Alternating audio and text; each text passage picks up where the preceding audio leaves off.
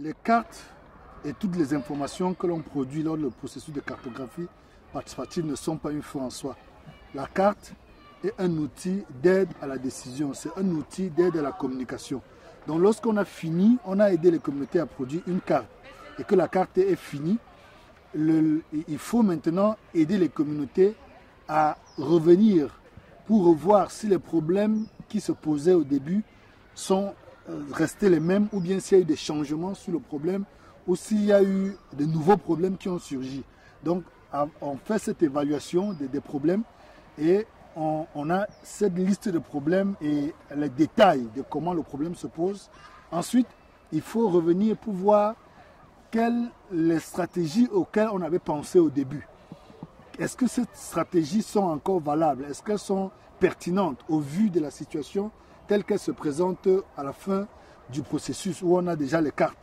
Et si les éléments de ces stratégies de campagne ne sont plus à jour, il faut les mettre à jour, il faut peut-être introduire de nouvelles choses. Donc on revise donc cet élément de la campagne et on arrête des choses à faire. Donc une liste d'activités à mener qui entre dans la stratégie de campagne. Donc on regarde ça et ensuite, lorsque tout cela est fait, on se met à l'action. Logging concessions or protected areas or mining permits are often superimposed over traditional areas. With participatory mapping, communities can help bring their claims to the forest to the table and use this as a negotiation tool to ensure that their areas are included in zoning plans. It's also a very useful way of ensuring that communities are able to have community managed areas in the forest. So for example, maps can be used as a basis to support claims for community managed forests or community based protected areas. On aide les communautés à pouvoir bien préparer leurs cartes avec les résultats et à pouvoir les présenter à ces acteurs d'une manière à leur permettre de se sentir en confiance pour pouvoir discuter avec ces acteurs qui sont souvent plus forts et plus forts que les communautés. Ces réunions débouchent généralement sur des recommandations qui vont dans le sens de trouver des solutions aux problèmes que les communautés rencontrent. On peut aussi, dans des cas extrêmes où véritablement la situation est assez, où les acteurs en face ne sont pas disposés à rencontrer les communautés, on peut être amené à aider les communautés à préparer des cas à soumettre, par exemple en justice.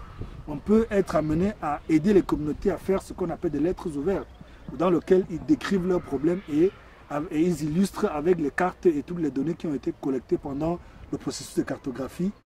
In schemes such as RED, that's reducing emissions from deforestation and degradation. There's a danger at the moment that the discussions between industrialised countries and developing forested countries are developing without any real consultation of the people that actually depend on the forest. This presents a number of dangers for forest communities. That again, their land may be taken over and they will not see the benefits of RED. Therefore, maps can show that communities both exist and use in these areas and therefore must be active participants in decision-making processes for any funding mechanisms to reduce deforestation.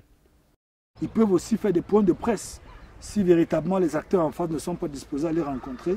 Et ces points de presse vont donc permettre que les journalistes et toute la presse sur place puissent faire l'écho de leurs problèmes de manière à ce que ce soit pris en compte.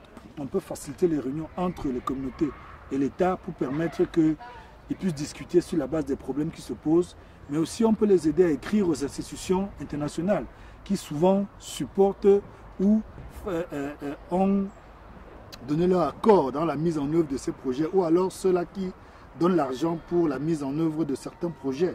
Ça peut être un projet de route qui affecte des communautés et ce projet de route est financé par exemple par une grosse banque internationale ou par un gros bailleur de fonds. Donc on peut aider la communauté à préparer ça comme une plainte qu'elle soumet à cette institution pour lui dire que le projet que vous êtes en train de financer est en train va affecter notre vie de cette manière et de cette manière. Et il faut prendre des mesures de compensation pour nous aider à faire face à la situation telle qui se présente. Donc, il y a beaucoup d'opportunités qui s'ouvrent lorsque la carte est déjà produite.